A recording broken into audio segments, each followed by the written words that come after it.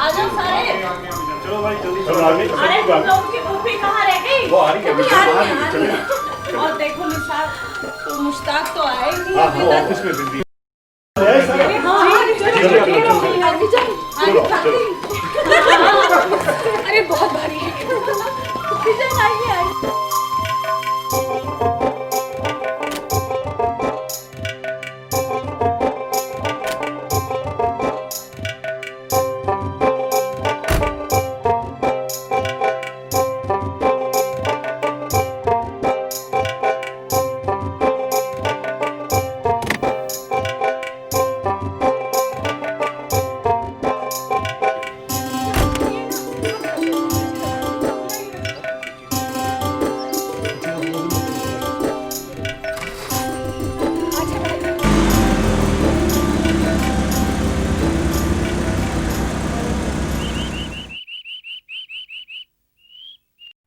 बिल्कुल, जब पहुंच जाएंगे मैं आपको इत्तला करूंगा।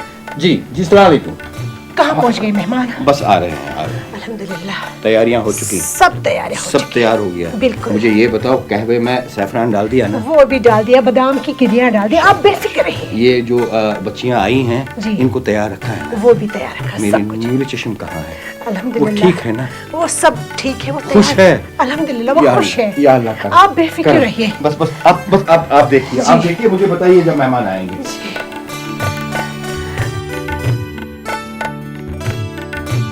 मेहमान नवाजी में कोई कमी नहीं रहनी चाहिए।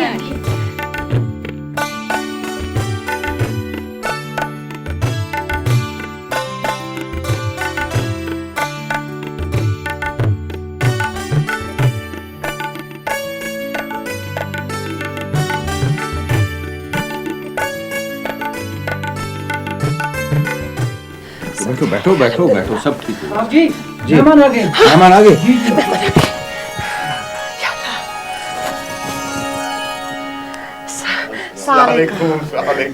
मुबारक। सालेकुम जी, सालेकुम जी।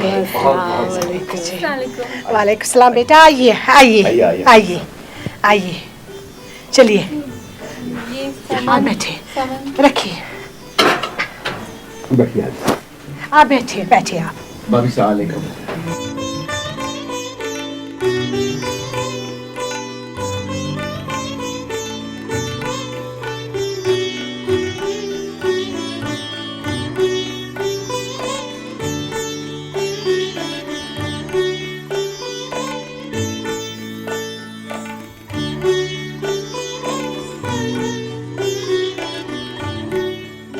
मुबारक हो, बहुत बहुत मुबारक, बहुत मुबारक हो।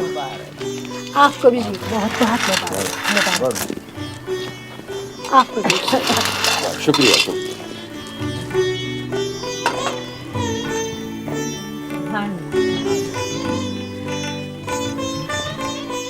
और हुमा बेटी कैसी है? अल्हम्दुलिल्लाह वो भी ठीक, बिल्कुल ठीक है। पढ़ाई आपकी कैसे तो चल रही है उसकी? बस पढ़ाई हो रही है उनकी।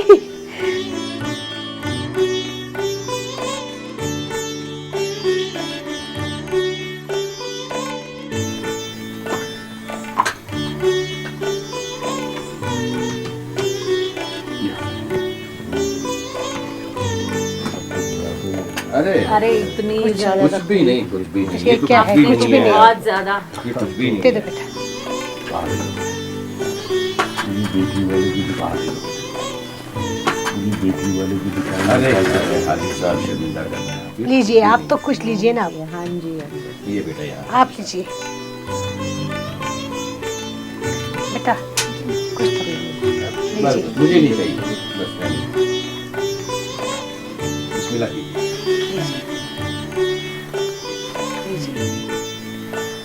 नहीं, खाली चाय नहीं, रोटी लीजिए आप। जी, ले लेंगे। वो हया कहाँ है? बेटा वो अपने कमरे में है। जी, हम मिल सकते हैं इनसे? जरूर, क्यों नहीं। इनको हया के कमरे में ले जाओ। जी आंटी, मेहमान नहीं आ रहे। हाँ जा।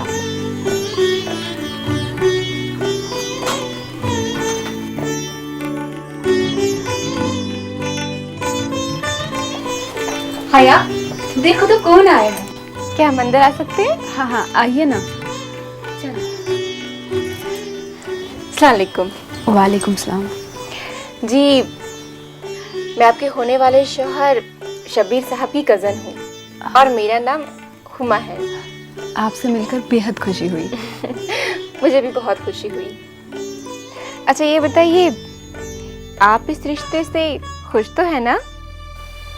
हाँ, पर आप ऐसा क्यों पूछ रही हैं? कुछ नहीं, बस यूं ही। एक बात पूछूं आपसे? हाँ हाँ, पूछिए ना।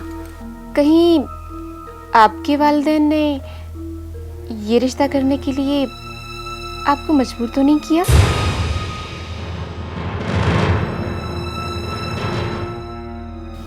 जी नहीं, ये मेरे वालिदैन की मर्जी है और उन्होंने जो कुछ भी मेरे लिए सोचा ठीक ही सोचा होगा। और आपकी मर्जी? मेरी मर्जी मतलब आप ये कैसे सवाल पूछ रही हैं? बस यूं ही। वो क्या है ना कि हर इंसान जिंदगी में कभी ना कभी किसी ना किसी से प्यार तो जरूर करता है, और अगर प्यार भी ना करे तो किसी को पसंद तो जरूर करता है। और अगर पसंद भी ना करे तो किसी को देखकर इंसान को खुशी जरूर महसूस होती है। ये तो एक इंसानी फितरत है। क्या आपकी कोई अपनी पसंद? नहीं हुमा, ऐसी कोई भी बात नहीं है। वो दरअसल मैं कॉलेज से ही शबीर को दिल ही दिल में पसंद करती थी और फिर शायद ऊपर वाले की भी यही मर्जी थी।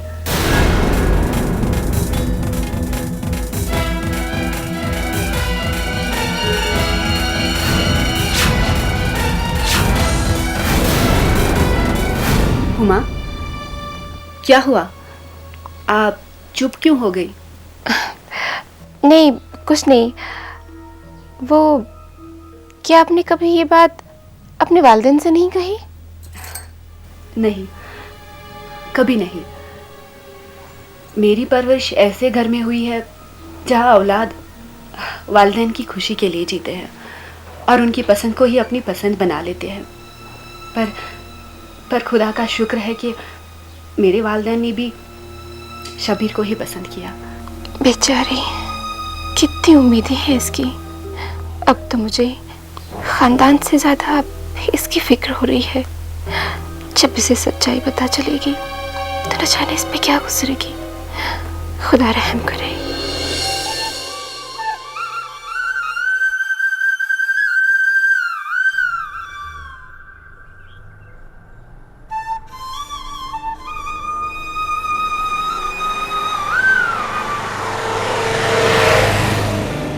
मैं जानता हूँ नाज़ो, तुम काफी परेशान हो।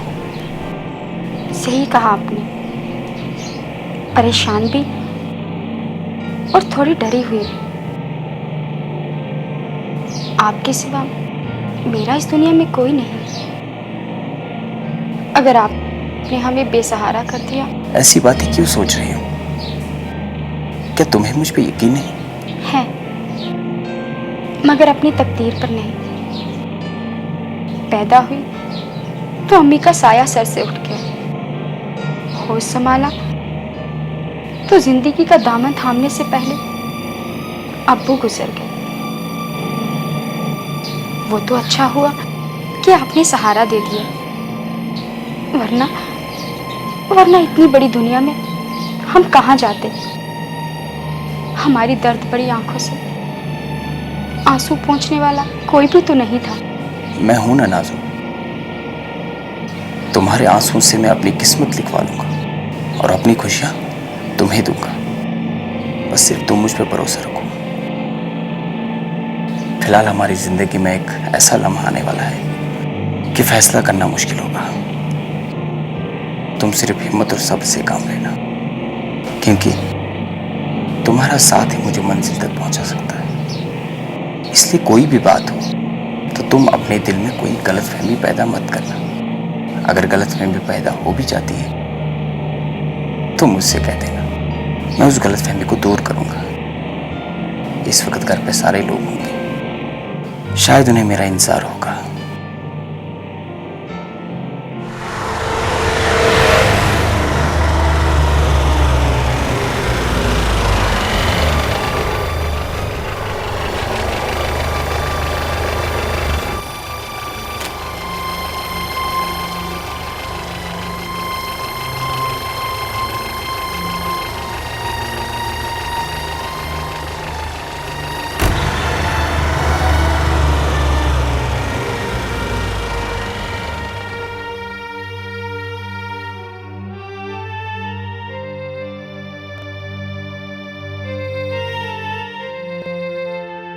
कि भाभी ने पहना क्या था? अरे तेरी वो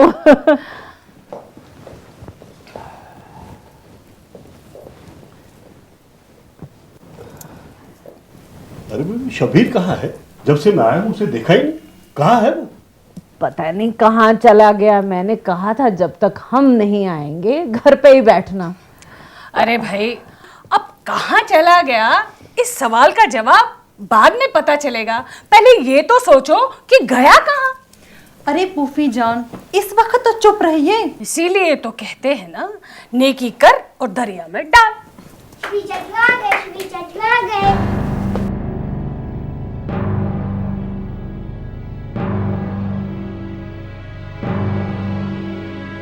कहाँ है वो? क्या हुआ? दरवाजे पर क्यों रुके? अरे भाई अंदर आओ, हम तुम्हारा कितनी देर से इंतजार कर रहे हैं। कौन है ये? नाजो।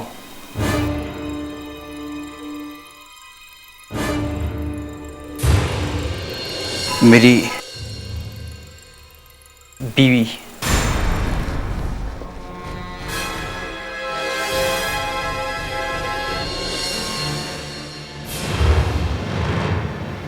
तुम्हारी बीवी?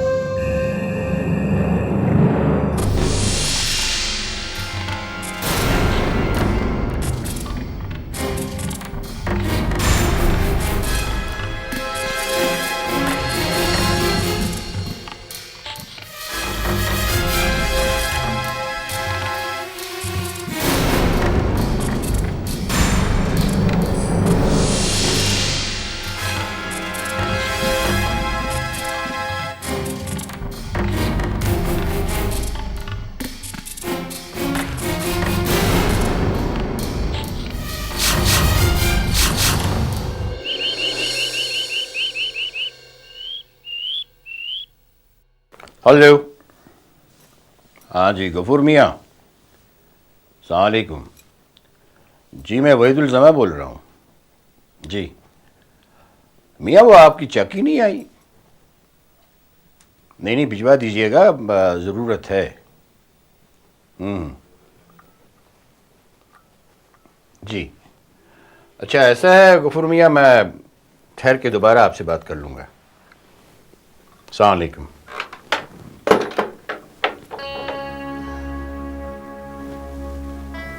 बेटा ये क्या देख रहा हूं मैं? आप और चाय लेके आई, ये नौकर कहाँ है? बेटा एक नहीं है 5 है। मुश्ताक। जी साहब। क्या कर रहे थे तुम?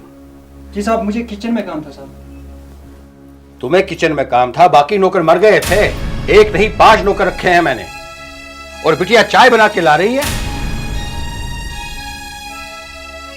हाँ देखो मुश्ताक, अगर चिंगारी भी मेरी बिटिया को छू के चली गई तो मैं तुम लोगों का जीना हराम कर दूंगा, समझे? दबा दो।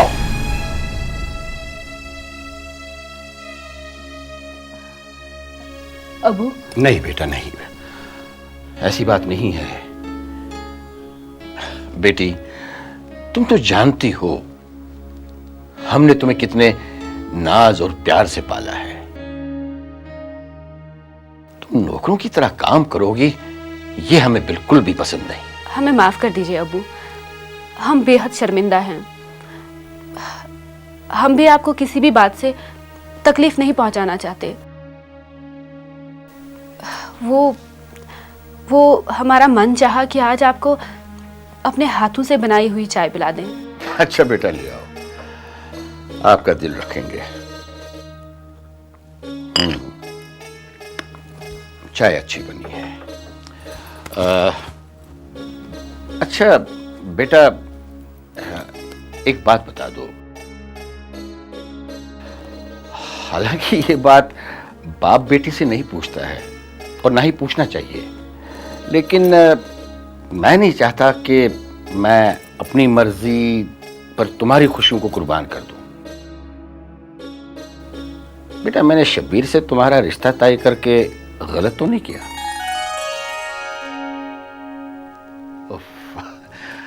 मैं भी कैसा शख्स हूं, तुम्हारी अम्मी सही कहती है, मैं रिश्तों के मामलों में ना तजुर्बाकार हूं। कब कहां कौन सी बात करनी चाहिए मुझे नहीं पता। खैर इतना बता दो, तुम खुश हो ना? बोलो बेटा, तुम्हारी खुशी ही मेरी खुशी है बेटी। बोलो बेटा, खुश हो ना?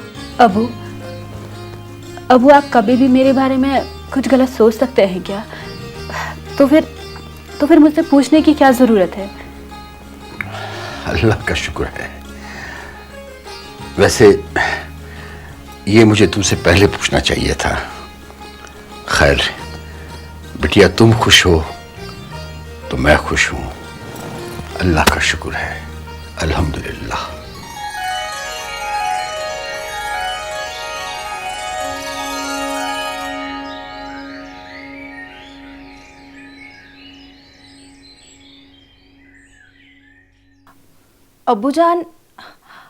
अब्बूजान आपकी तमाम बातों में सदाकत है, सच्चाई है, लेकिन मैं एक अदना इंसान आपसे गुजारिश करती हूँ कि आप। अफसोस शवगुफ्ते, अरे यही बात तो इन नालायकों की समझ में नहीं आती कि रिश्तों की अहमियत क्या होती है। आज तुम अपने देवर की वकालत कर रही हो। आपसे बात करके अपने भाई से मशवरा ले लेता, मां जैसी फूफी से मशवरा ले लेता। फूफियां तो अब दूर दूर का रिश्ता रह गई भाई साहब, आपके और हमारे जमाने तो गए। वक्त तो यह है फूफी जान कि हमारा एक नाम है, एक बहुत बड़ा खानदान है जिसकी सदियों से पूरे कश्मीर में शोहरत है, इज्जत है, दबदबा है। वही तो निसार, बस उसी एक बात से तो हम भी परेशान हैं। अड़ोस पड़ोस में, खानदान में, मोहल्ले समाज में, कहीं पर भी मेरे भाई साहब की या तुम लोगों की जरा सी भी बेइज्जती हो गई ना, मेरे लिए तो मौत के बराबर है। महबूबे, शबीर का इस तरह से शादी कर लेना हमारी नई पीढ़ी के मुस्तकबिल पर भी तो असर अंदाज होगा। अरे हमारी भी तो बेटियां हैं, महक है, हुम्मा है। आप कुछ ज्यादा ही परेशान हो रहे हैं अब्बाजान। शगुफ्ता, भाई साहब के खदशात और अंदेशे हक बजानिब है। कल को हमें भी बेटियों के रिश्ते तलाशने हैं। क्या कहेंगे हम लोगों से कि शबीर का रिश्ता कहां हुआ, किस खानदान में हुआ, किस शहर में हुआ? हाँ फूफी जान, अभी तो हमें। फूफी जान सही कह रही है शगुफ्ता। अरे कीचड़ उछालने के लिए उसे ही पैदा होना था। अब्बा जान, मगर अब सूरत हाल से निपटने के लिए और कोई रास्ता भी तो नहीं है। रास्ता है निसार, रास्ता है। वो अपना वकील है ना जलालुद्दीन, उसे फोन लगाओ। वकील साहब को? हाँ हाँ, हमारी बात कराओ उनसे। जी अब्बा जान।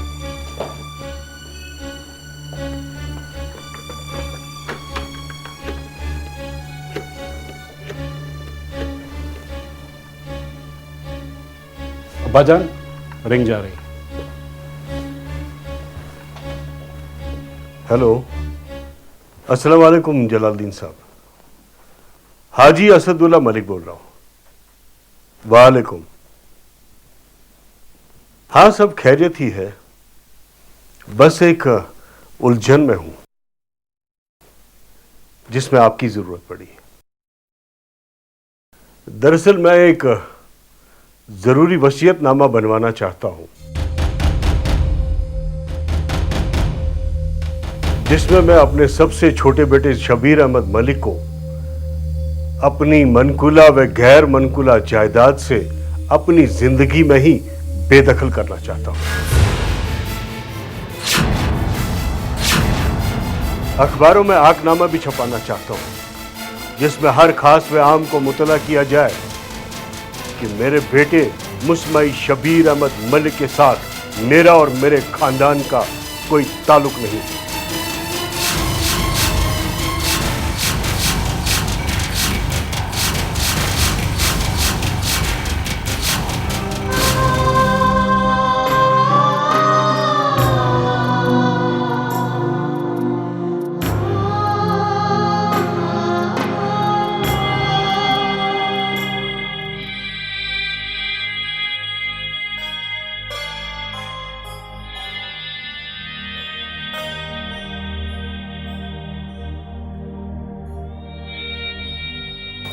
हुमा, हुमा, क्या तुम भी ऐसा सोच रही हो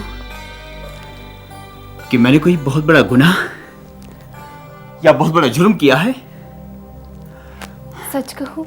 हाँ हाँ, बेझिझक कहो।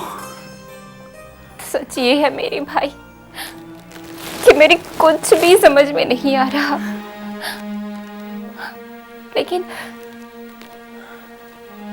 मैं इतना जरूर जानती हूँ कि अगर ये सब मैंने किया होता ना, तो आज आप भी इस गुलिस्ता मंजिल के दीवान खाने में मेरे खिलाफ मोर्चा खोले बैठे होते। हुमा। हाँ भाईजान, हाँ। और भाईजान, ये मैं सिर्फ इसलिए नहीं कह रही हूँ क्योंकि मैं आपकी कजिन हूँ, बल्कि इसलिए कह रही हूँ क्योंकि हम दोनों बचपन से साथ साथ खेले हैं, साथ साथ बड़े हुए हैं, साथ साथ रहे हैं, और शायद खानदान के सभी भाई बहनों में से एक दूसरे के करीब हम ही दो थे। हुमा, थे मतलब? थे मतलब थे, लेकिन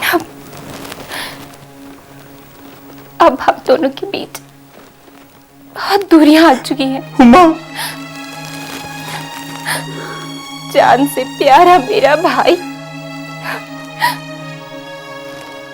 शादी भी कर लेता है, और वो भी मुझे बताए बगैर।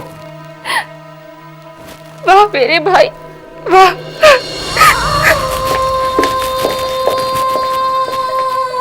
नाज़,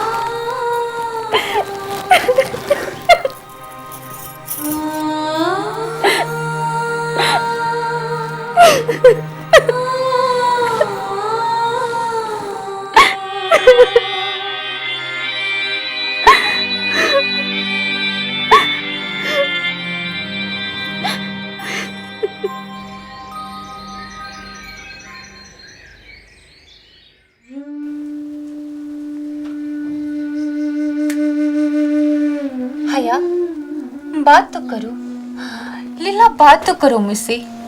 जो कुछ होना था वो तो हो गया, अब पछताने से क्या होगा? तबस्सुम, मेरी तकदीर ने जो खिलवाड़ मेरे साथ किया, ऐसा होगा मैंने कभी सोचा भी नहीं था। मैंने आज तक अपने अब्बू के चेहरे पर एक मायूसी की शिकन तक नहीं देखी, पर आज उनका सुख चैन लुट गया है। तबस्सुम, हया, चुप हो जाओ। कैसे समझाऊं तुम्हें तबस्सुम, कैसे समझाऊं? कश्मीर से दिल्ली तक जितने भी सनतकार, ताजिर, सियासतदान, ब्यूरोक्रेट मेरे अब्बू को जानते हैं। उनमें से कोई भी ये तस्वुर नहीं कर सकता कि कोई भी गम या परेशानी मेरे अब्बू की आंखें नम कर सकती है। मगर मैंने उन्हें रोते देखा है। मैंने अपने अब्बू वहीदुज़्ज़मा साहब को उस दिन से तन्हाई में कई बार रोते देखा है। खैर, जो हुआ सो हुआ, अब भूल जाइए सब। नहीं तबस्सुम, नहीं। मैं कॉलेज के जमाने से ही शबीर की शराफत देखकर उसे दिल ही दिल में चाहने लगी थी। मगर वो ऐसी हरकत करेगा मैंने कभी सोचा भी नहीं था।